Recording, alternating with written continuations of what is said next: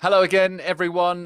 We are almost on to, what is it, panel number 14 now, of 45 week as part of this WFS Live second edition, building football's roadmap for the future. Once again, please do keep posting on social media. We've had some excellent interaction with you on social, on Twitter, on Instagram. Our two handles at WF Summit on Twitter, on Instagram it's at World Football Summit, the full title, and use the hashtag WFS Live. And also, again, we welcome your interaction here on this platform for World Football Summit, involved in this next panel, which will be another fascinating one as we close off day two. And our final panel focuses on two men who are leading their respective organizations. When I say organizations, actually, they span a lot of different businesses through a complicated time. They have a wealth of experience and spanning many different worlds here. So we're talking football, basketball, ice hockey, esports, gaming, venues, broadcast, OTT agency.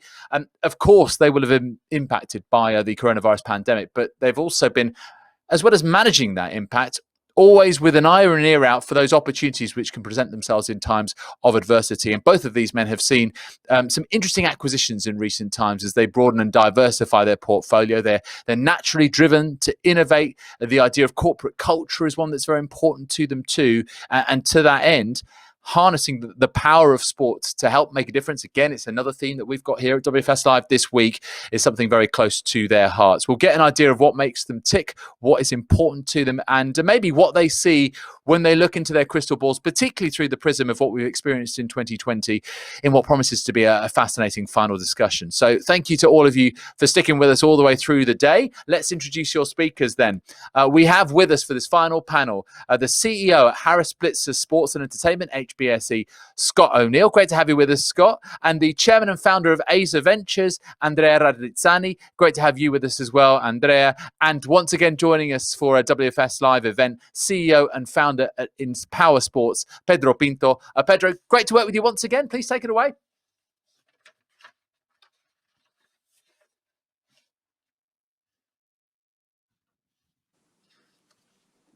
Scott, Andrea, good afternoon. Great to have you both here on this panel, which is called Bird's Eye View, Challenging the Status Quo in Sports. And over the next 40 minutes or so, we're going to have a high-level conversation regarding how investment of sport is changing overall, and also get your predictions. You think your respective industries will fare post-COVID. I know David had a little bit of an introduction, but I wanted to expand on that just so everyone watching knows the extensive experience that you have in the sports and media industries. Andrea, of course, chairman and founder of Aser Ventures, currently the chairman and owner as well of Leeds United. With Aser, Andrea also launched 11 Sports, is involved in a lot of different media properties. 11 Sports, obviously a rights holder across many elite properties in the world of football and sports overall, including Serie A, Bundesliga, Premier League, Champions League, Formula One. And Scott ONeill joining us from the United States, one of the most recognized, connected, successful business owners in the sports industry, Chief Executive Officer of Harris Blitzer Sports and Entertainment.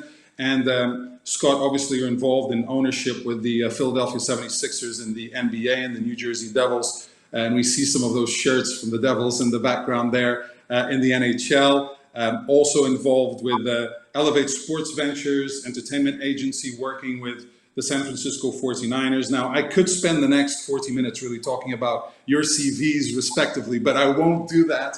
I will get stuck in to our conversation because everybody wants to hear from you, not from me. We'll get into COVID in just a moment, and we'll get into opportunities of investment during this challenging period in a while. But I did want to start us off on a positive note. And considering your experience, both of you with over 2 decades in the world of sports and entertainment and media, I did want to find out, because like many people watching, I'm sure, I mean, I grew up dreaming of working in sports, dreaming of maybe one day owning a team and managing a team. How different is it working and leading a team than it is to your other businesses and other businesses that you've been involved with as well? And I'll start with Andrea. Hello, everybody. Good afternoon to everyone who's watching. You, Pedro, and Scott, US. Nice to be here again. I think it's an interesting question because we all dream when we are younger to. I mean, personally, I dreamed to become a player. Then I realized I couldn't become a player, so I dreamed to have a team. But I thought it was like a dream never became real. And now that I am, actually, I'm enjoying. But at the same time, I find very different in what you dream. So the passion that you have as a fan, it changed into, in my case, into a passion for my football business side. So I'm very passionate about what I do, and I feel blessed and grateful for being in this position. But I try also to remember the social impact of football, not only the business side that of course is important to me, but also the social impact that what we represent, what we do every Sunday when we play. We can give joy in the 90 minutes to everyone at home that is suffer and maybe has a difficult life, and these 90 minutes represent a breakout with the challenges of the life. So I try to remember and keep grounding. I remember how important is our social impact and the social help to our supporters. I would add, Andrea, first off, pleasure to meet you. I've read quite a bit about you over time, so it's a pleasure to say hello.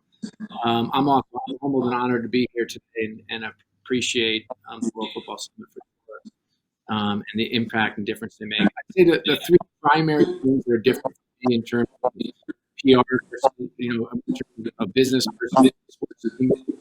One is the PR impact. I mean, we have people paid to cover us 24/7.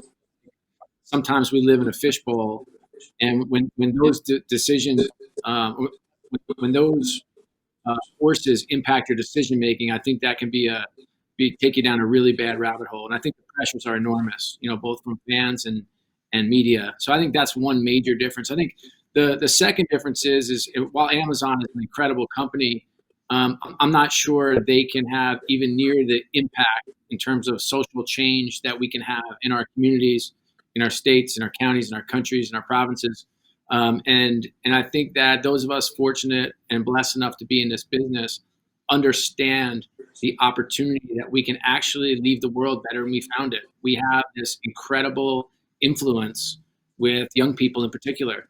And I think that really matters. And then the third thing is just in terms of a platform.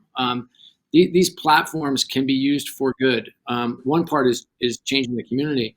But otherwise, winning can lift a city, and sometimes a country.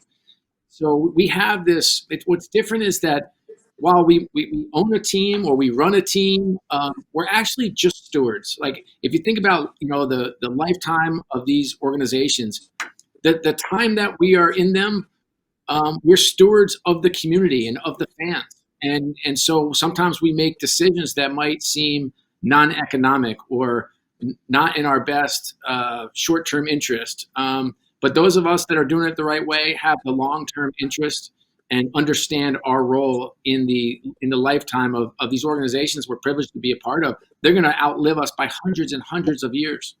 And so I think those are the three main differences.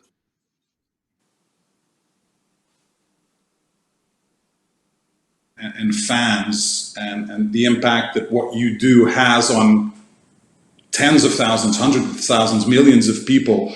Obviously, your stadiums have been empty because of COVID. Your businesses have been deeply affected because of COVID. What's been the main impact that you've seen this pandemic have on your portfolio of companies, and how have you tried to deal with it? Well, on Leeds United, for us, we lived this crisis, this health crisis, in between two seasons. So we've been promoted from second division to Premier League during the pandemic, and so we have been affected very badly in terms of income and revenue. I think only this season in Premier League we lose probably about 40 million, but also there is a huge impact because after 16 years that the city is waiting, the club is waiting to be back in Premier League, we are not able to celebrate with our fans in our stadium. We are not able to enjoy our first season in Premier Leigh with our fans, and the road will be packed. our stadium is very unique and could give a fantastic buzz to the player every time they come there to play. So it's really affecting us in many ways on Leeds United, unfortunately. But I'm positive that we are playing good football, and if we stay in Premier League, hopefully we will get over of this crisis. Hopefully next spring or as soon as possible, and then we can enjoy with our fans and rejoy and reunited with them. In the meantime, on the other businesses, obviously we have been affected, but it's also a good time for us to refocus. And for example, on 11 Sports, it was a period of really change the direction of the company into a much more wider and digital approach. We have recently acquired MyCujo, a technology company that deliver live soccer across second, third, or even fourth tier. So in different countries, women and young and niche soccer in many parts of the world. So these grassroots and community and second tier football rights will help 11 to grow, and the technology platform we acquired will help also to export the same model to other federations and other sports. So I see the next few years for 11 will be a very important phase to consolidate and using technology and digital opportunities increase the offer to a different level of sports, not only the premium like we have now. At the same time, this period for us, as I said, was also important to launch a new business called Live Now. It was a project that we already decided and we were about to launch before the COVID spread last winter, basically before February. The COVID, in a way, create much more competition because everything went digital, but also in the same period we decided to amplify this project, make it bigger, make it global, and enter in much more content opportunities. So we are launching music with the big events this Friday with Dua Lipa. Firstly, and exclusively, the only event of this year for Dua Lipa, the biggest act in pop music at the moment, will be on Live Now. And we are doing also fitness, football, and many other content. So we are building a unique proposition on entertainment music, and we are proud that we are doing this during this difficult time. So let's see how it's going. But it's a challenging time, but at the same time, I'm proud of my organization that is moving on with new ideas and new opportunities. What about you, Scott? Both a sporting perspective and then from an investment perspective with your other. For sure. Yeah, I have a similar take. The pressure is enormous right now. We're all losing a ton of money, and there's nothing about that. And I think from our perspective, it's somewhat forced us to grow this business, think a little differently. 1% of our fans, think about that, 1% of your fans will ever attend a game live. We have fans all over the world. And I think sometimes we get locked into a little bubble and we focus on those 20,000 fans that come every night. And we're missing the tens and tens and tens of millions of fans around the world.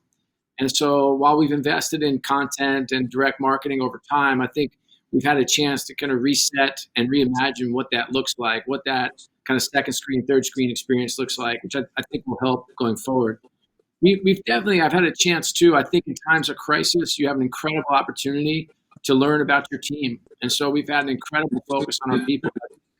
Some organizations are going to regret some of the decisions they've made to dismantle their sales and marketing machines. And I know it's tough to absorb some of these losses, but the last place I would look to cut is in sales and marketing. It'll take 3 to 5 years to rebuild the machines we have. And so for us, I'm spending quite a bit of time just focusing on our core talent, making sure that they are mentally, physically, and spiritually healthy, that culturally we're checking in, that we have still a wonderful place to work, even if it's through Zoom, and that when we come out of this, we're going to come out stronger. And the third piece, which is related to that, is to make sure that the revenues we control are stable and growing. And we've had quite a bit of success just in terms of securing our ticket sales and sponsorship. We're actually selling deals, which is, to me, amazing to think that you're selling new sponsorship deals and selling new season tickets in this environment, but it's actually happening. And then on the investment front,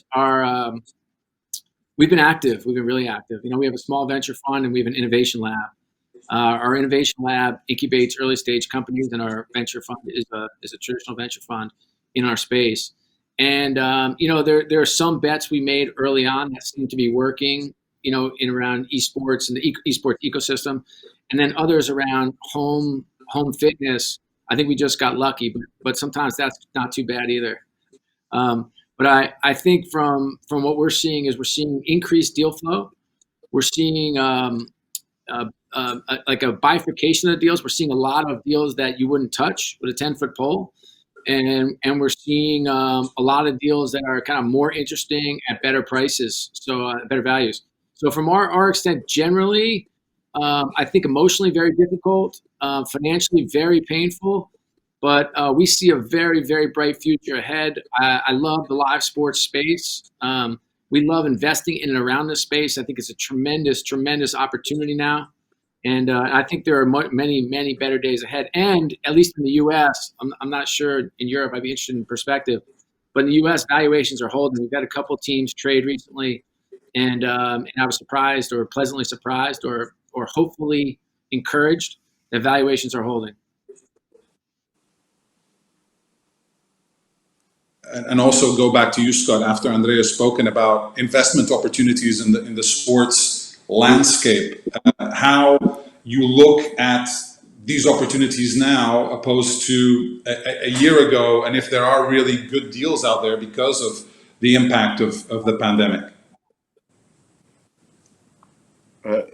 So I didn't hear the first side part, Pedro. Just regarding the sports landscape and acquisition of teams and properties in that landscape, if there are good deals out there, or if your investment strategy has changed because of COVID as well. Yeah, we are busy in two areas, particularly on the media business. We are looking at different opportunity to grow 11. So we are in the middle of potential acquisition and expand the project. And I think this is a good opportunity because some of the company that with this crisis, in a way, made them realize that the future is more uncertain for them, and so they look for alliance or partner to build together something more important, more scalable. So in a way, this open to different opportunities in US recently, also in Europe. We are focusing on some opportunity on media side. For the football, also for the football, there are clubs in Europe.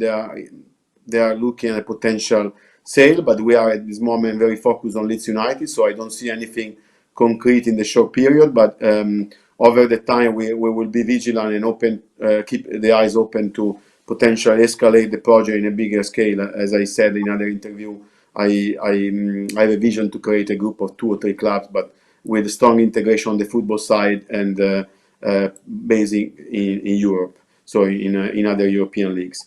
And then we are also very busy with exploring opportunity of investment with private equities into leagues or rights holder that they need maybe financial support in this period, and they need support to manage their commercial and media rights in a longer period.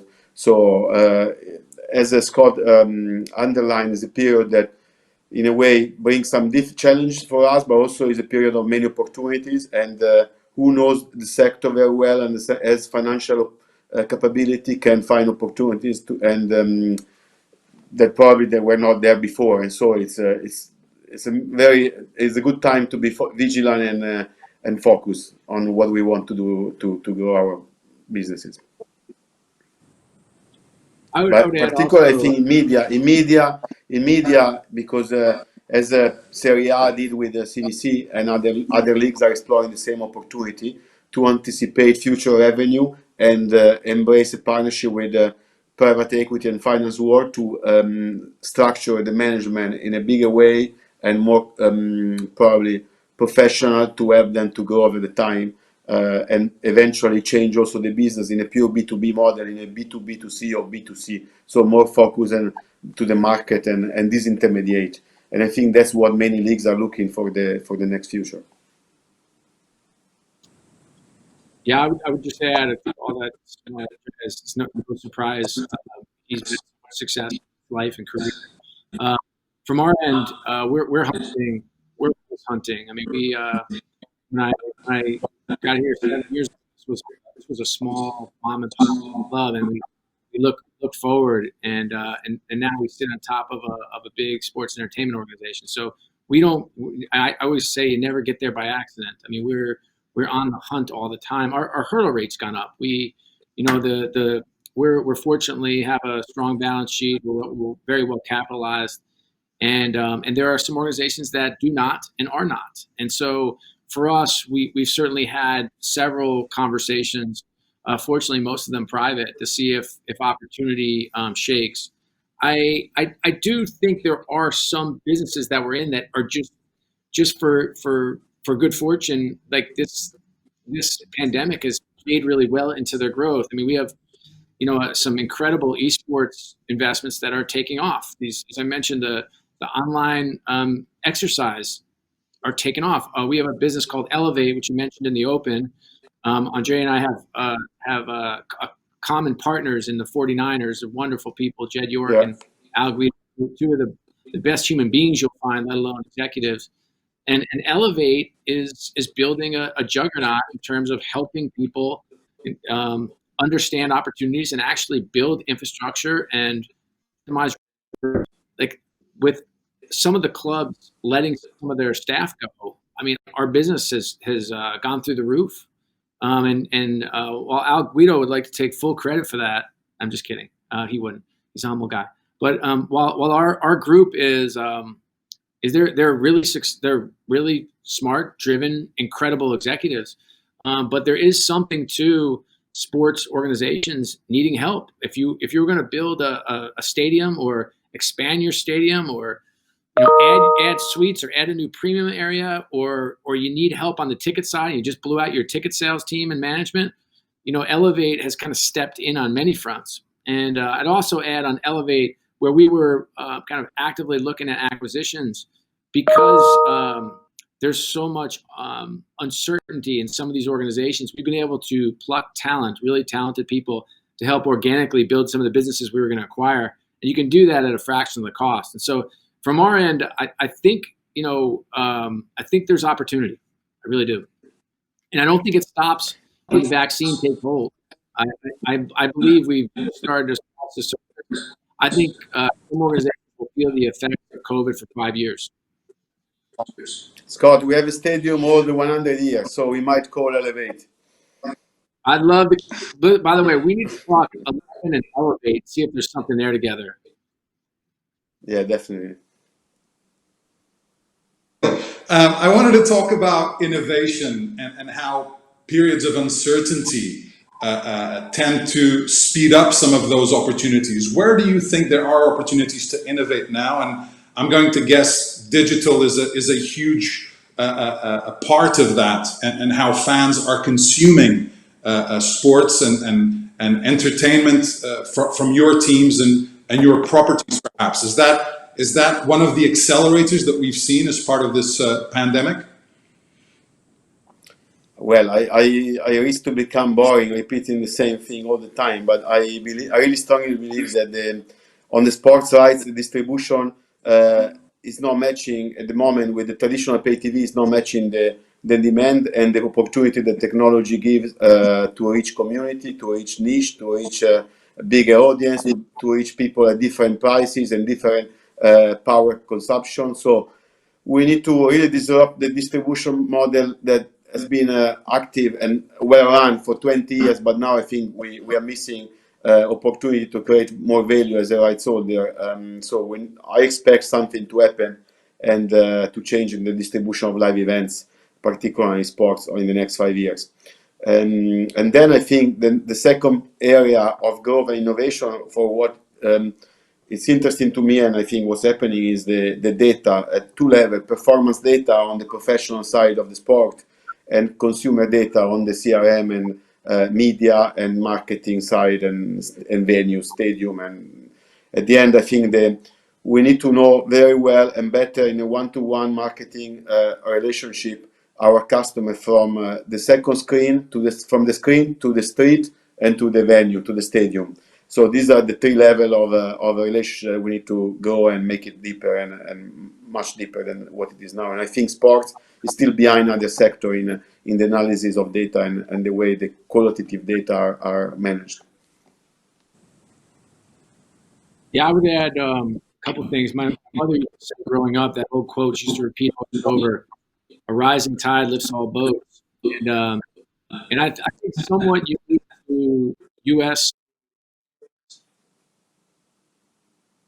committed to each other. We consider ourselves partners. We compete on the pitch, if you will, but in the business, we are partners. And so the level of ideation, idea sharing, best practice sharing is somewhat unmatched. And when we walked in, we created what they called a bubble in the U.S. where all teams came to one central location. The innovation that we'll be able to carry forward was pretty spectacular in terms of everything from new second screen to camera angles to how you present a game and how you're kind of pitching, if you will, pitching that game to the other 99% that won't have an opportunity. So there's been some of that. I think, I don't want to get lost. Innovation is critically important, but so is the focus on the core business. And sometimes I just want to make sure that at least my organization is world class at the stuff that really matters right now. And when you get that right, then innovation becomes fun. When you're innovating to survive, it's not so fun. And I couldn't agree more with Andrea just in terms of the changing nature of the media landscape. Excuse me. In the U.S., we have a dynamic called regional sports networks that are, some have called them a melting ice cube. And that's a huge revenue source for organizations like ours. And so, as we think about how we build for the future, we need to focus on data and content. Those are the two keys that will lead us into the next decade or so. And then you can add on a third leg of that stool, which is what we call D2C, direct to consumer, and the capability to actually find new consumers. We as a sports industry, in particular the team space, we need to get a lot better, a lot quicker. I don't think that we as an industry, I should more speak for the organizations that I'm fortunate to be a part of. We're not there. There are elite direct to consumer organizations, and that's what we're going to need to become, because as the media industry becomes disaggregated, it's going to be incumbent upon us to make sure that we understand how to drive eyeballs and paying customers to make up these huge media rights deals that are just going to change. I think live sports content will still be the premium content. I think the way that leagues and teams divvy up and share who controls what at what time for what purpose is going to change over the next decade. And we as sports organizations, we have the jewels, right? We have the fans, we have the data, we have access to them. We just have to get better at being direct marketers, and we will.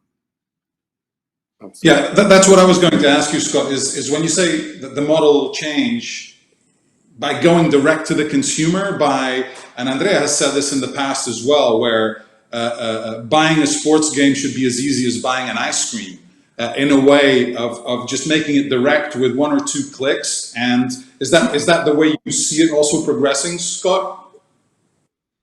Yeah, well, of course. I mean, some of that we're seeing already. Andrea would certainly know this better than I would, so I defer. But I'll give you my 10,000-foot view. My 10,000-foot view is things have to change.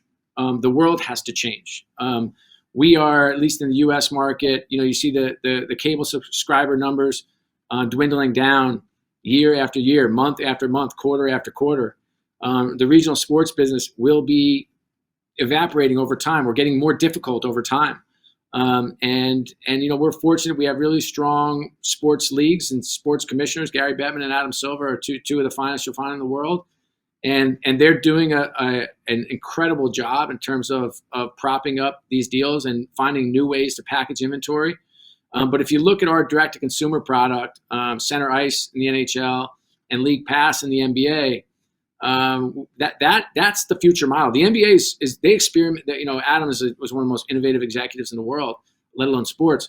But they've been packaging kind of micro transactions, and that's the way the world is going to go, in my opinion. And so, how quickly we get there is how terrified my nightmares are at night, keeping me up. And so we have a long, like I said, at least speak for myself, we have a long way to go in terms of taking that. And it's going to be a slow bleed. And we're going to wake up one day and people are going to say, hey, this happened all of a sudden. But we've seen this coming. Like, this is like, they say overnight success takes about 18 years. So will this, but we're about 10 years in. And so I think we have to, as an industry, get moving. And I love this product. I can't get enough of it. When I worked for David Stern at the NBA, he used to say, this is DVR proof. Now that dates me a little bit, but he was saying, like, this is the only DVR proof programming there is in the world. And I said, yeah, because I get my click up on ESPN, it tells me who wins, and it kind of defeats the purpose. But it's this unscripted drama that unfolds every afternoon or every evening that compels us to tune in. Now, I don't care, as the rights holder, whether you're tuning in on your phone, your iPad, your laptop, or television. But the model has to shift, and so does the money. And so where that money shakes out, how it shifts, who controls what rights, that will be determined on a different plate than the one I run. But so I have to, in my business, I just have to make sure we're prepared, that we're doing the work, that we have enough resources in direct consumer. That I've recently brought on a Chinese-born group to make sure that we're taking advantage of that incredible market. And I know that's something common in the Premier League, but not so common in the U.S. But for me, that's a huge market to tackle. And I think that's just a precursor of what's coming. We have to be better at what we do. Do you want to react to that, Andrea? I see exactly that's coming, and it's more about who is ready to change the model and maybe take a short period of potential risk and loss to build something much bigger over the time. So I think that because the clubs and the franchisees are always scared to take the risk and have maybe a gap on their income, I think the role of the financial organization, private equity investing in sports is becoming vital in a drive and lead this transition and change the model of the distribution. So I think it's going to happen, and it's going to happen, as Scott said, sooner than we can imagine. About esports, you've talked about data, you've talked about media rights, all of these properties and industries being at the core of what the future holds in your respective businesses. And World Football Summit Live has been running a series of polls where all the attendees have been voting on. I just wanted to share the results of the poll question, which really aligns with what you've been saying. The question was, what revenue streams are most likely to grow in the coming years? 40% of attendees said media rights, 30% esports, 20% data partnerships. So definitely aligning with what your opinions are. Now, I wanted to look at another aspect of COVID and work that you have touched on regarding your properties and your teams, because COVID obviously has been dramatic in a variety of ways, but your teams and your ventures can also offer your communities some respite, some help. So what I wanted to ask is, how have you tried to engage with your communities during this tough time to inspire them and to help from a social responsibility standpoint as well? Maybe starting with Scott. Sure. Yeah, we've had, there's been a lot of challenging times and unrest in the U.S. So we've had kind of two parts to make a difference in the community. One is the somewhat simple one in terms of COVID-19. And so for us, we have, I operate in cities that struggle. Philadelphia is a big U.S. Eastern Seaboard city that has the largest poverty rate of any major U.S. city. I work out of Camden, New Jersey, which at once was the murder capital of the U.S. And I'm sitting right now in Newark, New Jersey, another disadvantaged community. So in one ways it's sad, in other ways it's provides more opportunity to make an impact and make a difference. I say we like to run to those types of communities, and so we've done everything from buying laptops. We've bought 10,000 laptops in our communities. They've shut the schools down. And oftentimes the children in our communities who don't come from privilege don't have the opportunity to log on and sign on. In Philadelphia, I believe our rate of signing on dropped under 20% in the spring of last year, and so and part of that is we just don't have the resources. So we've donated laptops. We've also fed over 200,000 families. Again, in the tougher communities in the U.S., oftentimes the only way you get your meals is through breakfast and lunch at school, and so those children oftentimes are only fed 10 meals a week, and so helping to kind of solve that gap. And then we've also had a huge racial divide and conflict, and so we've done quite a bit in terms of setting up what we call a Buy Black program to provide sponsorship, access, and marketing for Black businesses. We've committed 10% of our spend to Black businesses. We've invested in a property in one of the more disadvantaged areas to help build a housing community. So we're in the game. I will tell you, it's not enough. It will never be enough. But our commitment is to do what we can to at least give some and ease some of the burdens when we can.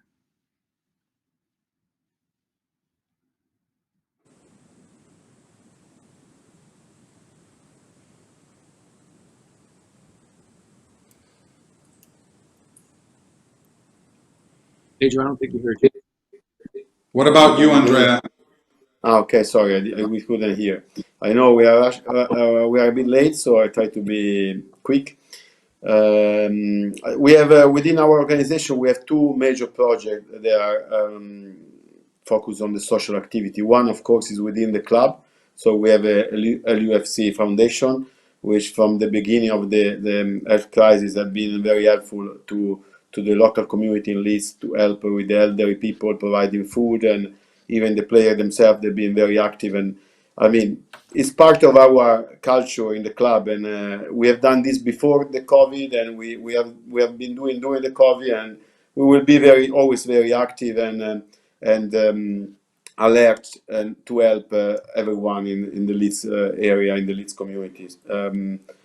So even recently, the last game against Arsenal was small action, but we made a little boy, Elliot, be present at Anna Road as a virtual mascot with our captain coming with the iPad, showing him the feeling to be in the stadium. So we're very active with concrete and also media action and everything we can do. The other project we are doing within Play for Change, our foundation. We are now starting with, because of, I mean, we have different projects focused on children education, but recently driven by the crisis of the COVID, we decided to focus a new project called Insieme, which in Italian means together, to the elderly community, providing technology, so education and learning tools to use the technology and to get together. So we thought that this moment of social distancing, particularly for the elderly, has caused much more isolation and potential depression. So we want to be active in create a bridge and helping them with the younger generation, helping the elderly with the use of the technology and the content. So I think this could be a project that can develop very well, and I believe a lot in the opportunity to help the elderly in not be isolated, especially that normally happen in their normal life with COVID even much more. So we need to also think about them. Oh, it's fantastic. What an awesome discussion. Pedro, thank you very much indeed for sharing it. But great to get your thoughts and to end on that note about purpose, about sport for good, about really using the power of football to affect positive social change. You spoke about it at the start, Andrea, you finished with it as well. And Scott, you added in some details too. We covered a lot of ground, the impact of COVID. And from Scott, we got this really considered approach and the need to reinforce the core, to make sure that your core talent feel valued, feel protected, checking in in with them, making sure those core revenues are growing and focusing still on the core business. Of course, yes, we talk about in times of adversity, opportunity presents itself, and maybe it's the chance to pivot and try and exploit that. But also you need to be watchful and measured as well. Some very interesting details, some teasing information from Andrea in terms of sports teams and acquisitions, and how busy 11R and Aser are, both here in Europe and indeed on the US side, both in terms of media and the football side, and talking about innovation and what both companies are doing, what both organizations are doing, and from the distribution model in live TV rights in football. And again, I think this is a matter which is ripe for discussion. I think we'll be talking about this for some time to come until it changes. And the importance of data. We've talked about it today here on WFS Live about data and video analysis and those two twin pillars of performance data and audience data, and the need to understand the and from Scott as well, data and content. So you chimed in there with similar things and talking about D2C and NBA Pass. I think it is a model that we're going to see more and more rights holders and federations and governing bodies start to consider as we go forward. So I think we covered an awful lot, guys. I really do appreciate it. Thank you so much for your input. Thank you, Pedro, as well, once again, for guiding the conversation. So I will see you again very, very soon. Guys, we've come to the end of WFS Live Day 2. 16 sessions down, only 29 to go. You will not want for content. You will not miss a single thing as we take you through over the next couple of days. We kick off tomorrow, 12:25 CET, wherever you are in the world. In the meantime, I'll leave you with a presentation with a bit of information from the exhibitors that we have taking part in WFS Live. So enjoy, and we'll see you tomorrow.